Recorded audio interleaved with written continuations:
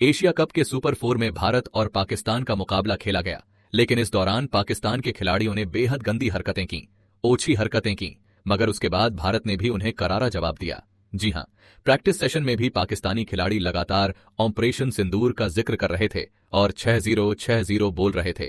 और जब कल का मैच हुआ तो उसमें पाकिस्तान के तेज गेंदबाज हारिस रूफ ने भी यह हरकत दोहराई। जब दर्शक कोहली कोहली चिल्ला रहे थे, तब हारिस रूफ का दिमाग विराट कोहली के नाम पर काम करना बंद कर देता है। लेकिन कल जब मैच खेला गया तो हारिस रूफ ने 6 और 0 दिखाया।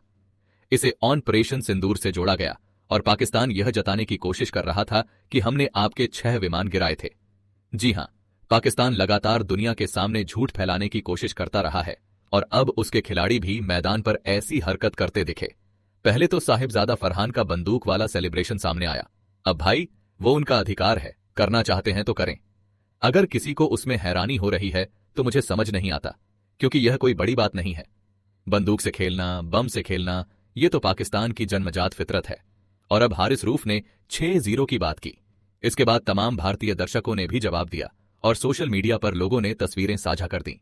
वो तस्वीरें जब पाकिस्तान ने भारत के सामने घुटने टेके थे और उसके 43,000 सैनिकों ने आत्मसमर्पण कर दिया था। जी हां, 1971 में 43,000 पाकिस्तानी सैनिकों ने सरेंडर किया था। भाई, पाकिस्तान की आदत और फितरत ही यही है कि हमेशा घुटने टेकता है। चाहे खेल का मैदान हो या जंग का मैदान, पाकिस्तान को घुटने टेकने में जरा भी देर नहीं लगती। शुरुआत में डींगे हाँकता है और बाद में घुटनों के बल बैठ जाता है। तो जब यह सब चल रहा था और हारिस रूफ मैदान में ऐसी ऊंची हरकतें कर रहे थे, 6-0 की बात कर रहे थे, तब असल में उन्हें खुद नहीं समझ आ रहा था कि वे लगातार झूठ बोल रहे हैं। उनकी मीडिया भी तमाम झूठ फैला रही है। भाई, अगर सच में भारत के 6 विमान गिरे थे तो कोई सबूत होना चाहिए, कोई तस्वीर सामने आनी चाहिए, लेकिन ऐसा कुछ नहीं थे। है उल्टा भारत ने तस्वीर दिखा दी कि आपके 53,000 सैनिकों ने आत्मसमर्पण किया था, सरेंडर किया था। आप तस्वीर देख लीजिए। खैर, हारिस रूफ की इन ओछी हरकतों पर कप्तान सूर्य कुमार यादव का भी एक तरह से जवाब सामने आया। सूर्य कुमार यादव ने साफ कह दिया, आप किस राइवलरी की बात करते हैं साहब? राइवलरी वहां होती है जहां मैच कांटे का हो। यहां तो पाकिस्तान लगातार एकतरफा हारता जा रहा है और आप इसे राइवलरी कहते हैं, तो यह बिल्कुल सही नहीं है। क्योंकि पहले तो टीम इंडिया ने मैदान पर पाकिस्तान को पटका और उसके बाद प्रेस कॉन्फ्रेंस में जब सवाल जवाब का दौर चला, तब भी टीम इंडिया के कप्तान और खिलाड़ियों ने पाकिस्तान को करारा जवाब दिया। अब किसने क्या कहा, यह जान लेना भी जरूरी हो जाता है। सूर्य कुमार यादव की ओर से क्या बयान सामने आया है, इसे जानना भी बेहद अहम है। साथ ही यह समझना भी जरूरी है कि किस तरीके से एशिया कप में भारत की बादशाहत कायम है और T20 क्रिकेट में पाकिस्तान अब तक भारत के खिलाफ सिर्फ 3 मुकाबले ही जीत पाया है। जी हां, पाकिस्तान जीत के कई सारे ख्वाब पालता जरूर है, लेकिन हर बार उसका यह सपना सपना ही रह जाता है, चाहे वो जंग का मैदान हो या खेल का मैदान। जैसा कि मैंने पहले भी कहा, इसी वजह से पाकिस्तान को एक बार फिर करारी शिकस्त का सामना करना पड़ा और इस हार के बाद भारत ने वही जवाब दिया जो हारिस रूफ मैदान पर कर रहे थे। दरअसल हारिस रूफ और शाहीन शाह अफरीदी अभिषेक शर्मा से भिड़ते हुए भी दिखाई दिए, क्योंकि सुपर 4 के इस मुकाबले में दोनों टीमों के बीच गहमा गहमी साफ तौर पर नजर आई। कल का माहौल ही ऐसा था मानो दोनों देशों के खिलाड़ी जुनून और जोश के साथ भिड़ रहे हों। पूरा मैच काफी हाई टेंशन वाला रहा और बेहद इंटेंस दिखाई दिया। लेकिन आखिरकार उसका नतीजा क्या हुआ, यह पूरी दुनिया जानती है। भारत ने पाकिस्तान को एक बार फिर 6 विकेट से धूल चटा दी। हारिस रूफ तो 6-0 की बात कर रहे थे, लेकिन भारतीय खिलाड़ियों ने मैदान पर उन्हें 6 विकेट से हराकर जवाब दे दिया। भारत ने पाकिस्तान की हरकतों का मुंह तोड़ उत्तर दिया। विकेट आए थे। अब बात करते हैं सूर्य कुमार यादव के बयान की। प्रेस कॉन्फ्रेंस के दौरान कप्तान सूर्य कुमार यादव से पूछा गया, कप्तान साहब, जरा बताइए कि भारत और पाकिस्तान के बीच जो राइवलरी कही जाती है, हमेशा इस बारे में चर्चा होती है कि यह एक बड़ी प्रतिद्वंदिता है, जैसे ऑस्ट्रेलिया और इंग्लैंड के बीच देखने को मिलता है। तो कप्तान सूर्य कुमार यादव ने 2 टूक कह दिया। काहे की राइवलरी? कप्तान सूर्य ने साफ कहा, मुझे लगता है कि आपको प्रतिद्वंदिता के बारे में सवाल पूछना ही बंद कर देना चाहिए, क्योंकि प्रतिद्वंदिता तब कहलाती है जब दोनों टीमें 15-20 मैच खेलती हैं और उनमें से एक टीम 7-8 मैच जीतती है और दूसरी भी लगभग बराबरी करती है, तब जाकर इसे अच्छा क्रिकेट या प्रतिद्वंदिता कहा जाता है। लेकिन जब नतीजे लगातार एकतरफा हों तो यह सिर्फ अच्छा क्रिकेट कहलाता है, राइवलरी नहीं। उन्होंने आगे कहा, 3 सीधे सिपाही कात आए तो 0 हो 10-8 हो, मुझे ठीक ठीक आंकड़े नहीं पता, लेकिन इतना जरूर है कि यह अब कोई राइवलरी नहीं है। यानी कप्तान सूर्य कुमार यादव ने सीधे शब्दों में कह दिया कि पाकिस्तान से कैसी प्रतिद्वंदिता भाई, जब वो लगातार एकतरफा हार रहे हैं तो उनसे किस बात की राइवलरी। इसी एशिया कप में ही देख लीजिए, 2 मुकाबले हुए और पाकिस्तान दोनों ही बार हारा, वह भी एकतरफा अंदाज में। अब ओवरऑल आंकड़ों पर नजर डालते हैं, बताते हैं कि T20 में अब तक भारत और पाकिस्तान के बीच कितने मुकाबले हुए हैं, उनमें से कितने भारत ने जीते हैं और कितने पाकिस्तान ने। आपको बता दें कि अब तक T20 क्रिकेट में भारत और पाकिस्तान के बीच कुल 15 मुकाबले खेले गए हैं।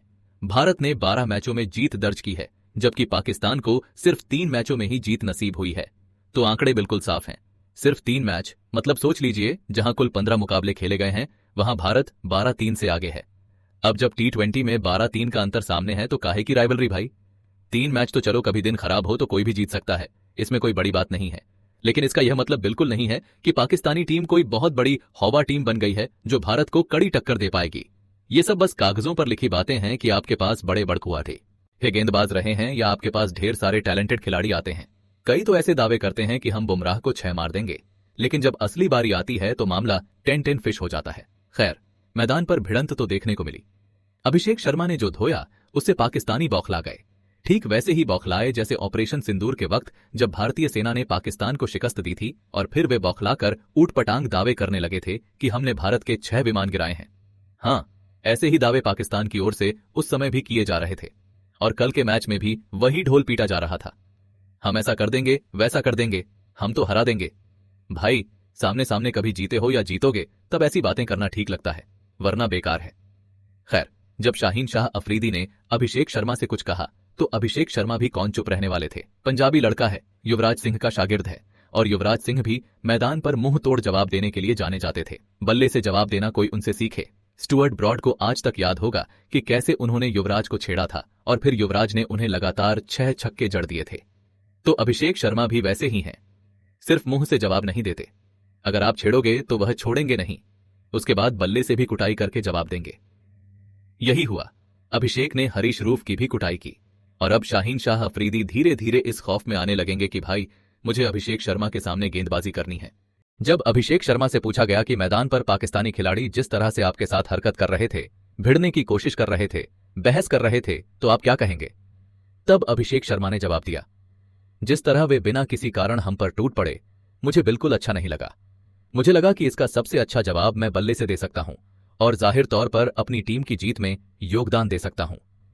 मेरे दिमाग में सिर्फ यही चल रहा था कि मैं अपनी टीम के लिए अच्छा प्रदर्शन करूं। हालांकि अभिषेक शर्मा ने यह भी कहा कि भाई, बल्ले से हमने अच्छा करना था और हमने किया, जितनी कोशिश मैं कर सकता था उतनी की और अपनी टीम को जीत दिलाने में पूरा योगदान दिया। लेकिन वहीं दूसरी तरफ पाकिस्तानी टीम फ्रस्ट्रेटेड नजर आई। लगातार भारत से हार रहे हैं और दूसरी टीमों के खिलाफ भी ऐसा नहीं है कि वह कोई एक तरफा जीत दर्ज कर रहे हों।